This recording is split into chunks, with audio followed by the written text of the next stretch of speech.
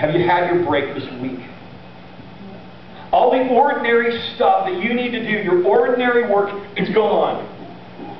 The stuff of life that keeps you busier and busier and busier is over. Verse 10, but the seventh day is a Sabbath day of rest, dedicated to the Lord your God. This is your time to be quiet, to stop, to rest, dedicated to God. On that day, no one in your household is to do any work. This includes you, your son, your daughters, your male and female servants, your livestock, your foreigners living among you. Don't pawn it off on the children is what that means. Mommy and Daddy have to have rest, so it's time for you guys to work a lot. See, in our family, we kind of view the Sabbath day as like the day to be fully God's kids.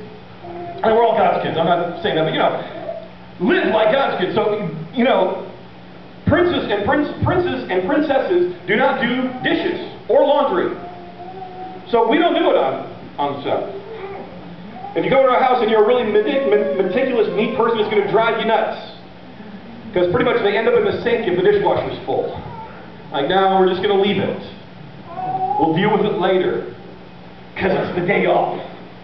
It's a simple thing. But for us, it's meaningful. Because we're saying, stop, we're done. This is the day off. Take a break. You need a break today. Ordinary work. Why? Verse 11, for in 6 days the Lord made heaven and earth, the sea, and everything in them.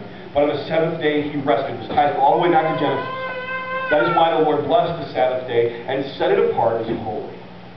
This is a special day. Don't be working. Don't be having other people work for you. Don't go to the store and do all your errands. Don't take care of stuff. It's the day to stop the commerce. It's the day to stop all that stuff. It's the day to take a break. Take a break.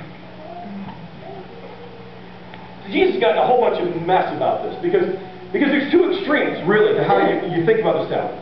There's on one extreme where you're like, all right, whatever, it's just a day, it's just out there, yeah, whatever. And you pretty much, go to church and then I'm done. Or I do whatever and then I'm done. Or I just don't even think about it.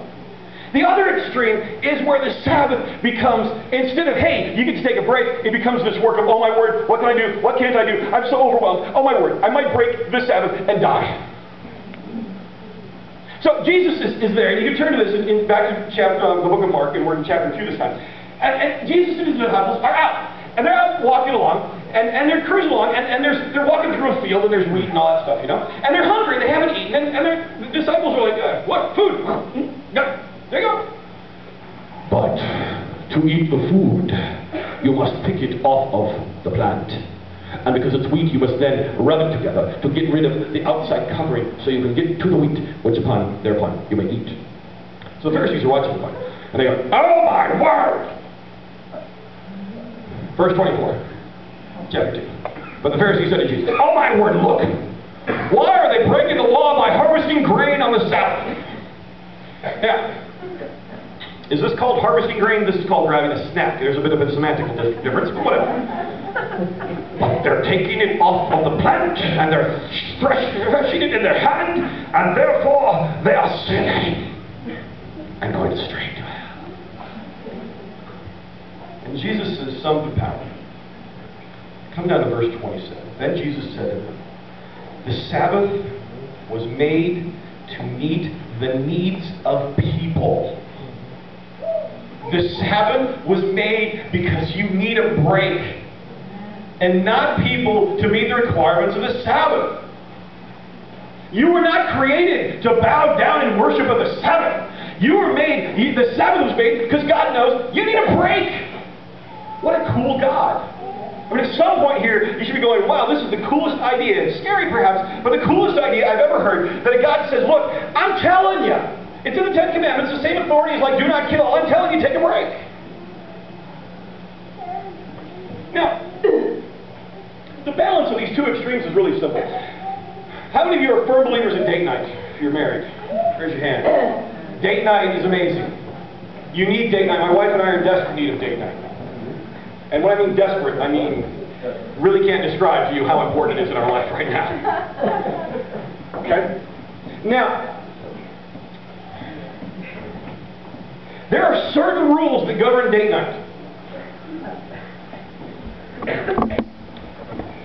Rule number 1. Thou shalt not talk upon thy cell phone on date night. You want to see grumpy Brian? And by grumpy, I mean the seething, quiet, I'm really upset but don't want to say anything right now, passive-aggressive Brian? Watch Shell get on her phone and talk to her mother on date night. Mother-in-law. Not that she would, I'm just telling you how this would happen. You want to see Shell get upset and hang up Brian's phone? Some differences in the two of us. Have Brian talk to his mother on date night. Give me the phone. Not really. Exactly. Why? Because to meet our need, we have to stop doing some stuff that maybe we feel like we really have to take care of. You got to say no. No, this is our time. You need to stop. If you're not stopping, if you're doing all the other stuff, then what date night becomes is called running errands, which is much different than date night, and then hence the big debate of whether going to Walmart or not is a part of date night, which we're not going to really unpack or exegete today. I'm just saying that going shopping for basic necessities is not a part of date night. My position, and I have a microphone. So I shouldn't really do that when we're having such a date night deficit. We really don't have the emotional bank for that. I apologize. I'll go anywhere with you right now, baby. Anything's date night. We can go, baby. It's date night for us right now. And now we're moving into Brian and Shell's marriage counseling.